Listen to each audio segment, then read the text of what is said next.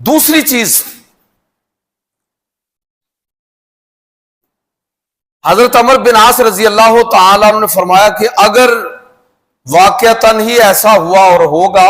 جیسا حضور نے فرمایا کہ رومی آخری دور میں قیامت سے پہلے دنیا پر غالب آئیں گے، میں اس کا ترجمہ رومی کی بجائے مسیحی کروں گا، یورپ اور مغرب سارے کا سارا اب اس تعریف کے اندر داخل ہے کہ دنیا پر چھائے ہوئے ہیں، اسلامی ممالک کے اندر بھی انہی کا ہولڈ ہے، اڈے بھی ان کے ہیں اور حکم بھی انہی کا چلتا ہے۔ تو کب وہ غالب آئیں گے، یہ غلبہ ان کو کن اوصاف کی وجہ سے حاصل ہوگا، اور اگر ہم اس غلبے سے نکلنا چاہتے ہیں تو ہمارے لیے اس کے اندر ہدایت کیا ہے؟ حضرت عمر بن عاص نے فرمایا کہ دوسرا وصف پھر ان کے اندر یہ ہوگا وَأَسْرَعُهُمْ إِفَاقَةً بَعْدَ مُصِیبَةٍ، کہ مصیبت اگر ان پر کوئی آئے گی تو وہ اس کرائسس سے، مصیبت سے تیز رفتاری کے ساتھ نکلنے والے ہوں گے۔ بھائی زندگی چاہے فرد کی ہو یا قوم کی ہو ہمیشہ ایک جیسی نہیں رہتی، نشیب و فراز آتے رہتے ہیں، اس لیے جب عروج ہو تو زوال کو ذہن میں رکھیں، جب مصیبت ہو تو توقع رکھیں کہ خوشحالی کا دور بھی آئے گا۔ بندہ ہر دور کو مد نظر، نہ تو کسی عروج کی صورت میں، مال و دولت کی صورت میں بندہ تکبر کے اندر مبتلا نہ ہو، اور نہ ہی قوم کے اندر یہ چیز ہو کہ فرعونیت ان کے اندر آ جائے، تو فرد ہو یا قوم۔ حضرت عمر بن عاص رضی اللہ تعالیٰ عنہ دوسری بات یہ فرمائی کہ وَأَسْرَعُهُمْ إِفَاقَةً بَعْدَ مُصِیبَةٍ، کہ وہ مصیبت گزرنے کے بعد سب سے تیزی، سب سے بڑھ کر تیزی کے ساتھ سنبھلنے والے ہوں گے۔ یہ اس قوم کا وصف ہے کہ جس کو اللہ رب العزت قوموں کے درمیان غلبہ عطا فرمائے گا اور سب پر اس کو غالب کر دے گا۔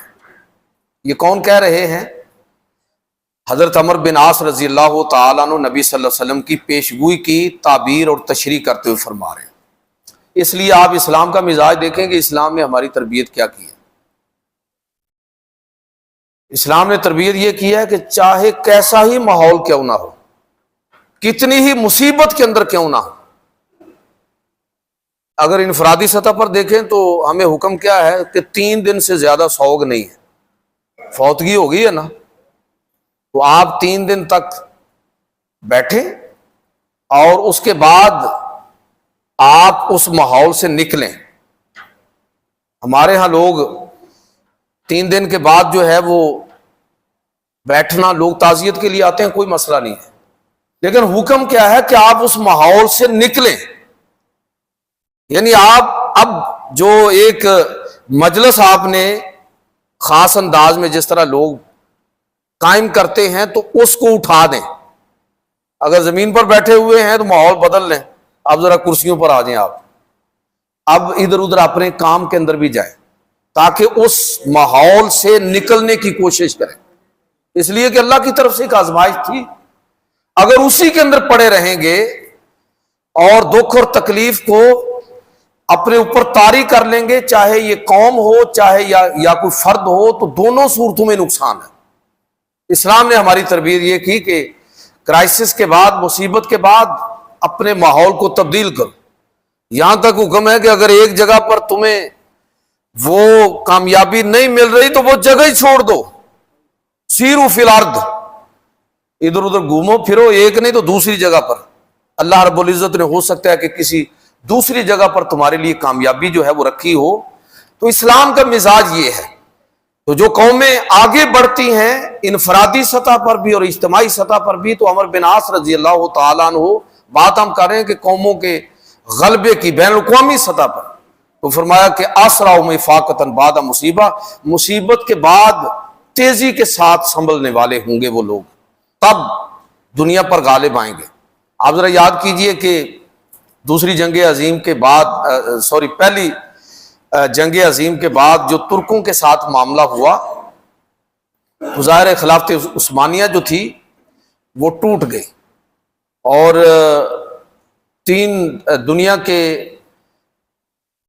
3 بڑے بڑے اعظموں پر یہ چھائی ہوئی ہے یہ خلافت۔ تو جب یہ خلافت ٹوٹی اور اس کے بعد زوال اتنا ہماگیر تھا کہ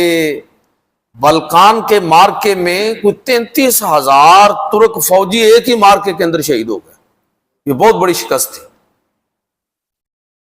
اور اس کا عالم اسلام پر بہت بڑا صدمہ طاری ہوا. تو علامہ اقبال رحمۃ اللہ تعالی علیہ نے قوم کو مخاطب کرتے اس وقت یہ فرمایا تھا، یہاں سے وہ بات کہ اصل میں قوموں کو اس کیفیت سے نکل جانا چاہیے چاہے کتنی ہی بڑی مصیبت کیوں نہ ہو. اگر اسی کا ماتم کرتے رہیں گے، اقبال نے کہا تھا کہ عثمانیوں پہ جو کوہ غم ٹوٹا ہے تو کیا غم ہے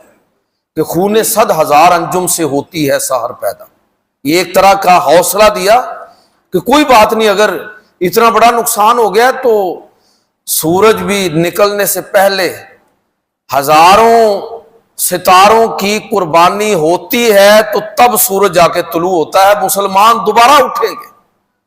دوبارہ دنیا پر غلبہ حاصل کریں گے. اپنے حوصلوں کو جوڑو، اٹھو، مایوس نہ ہو. تو یہ قوموں کے عروج و زوال کا جو فلسفہ ہے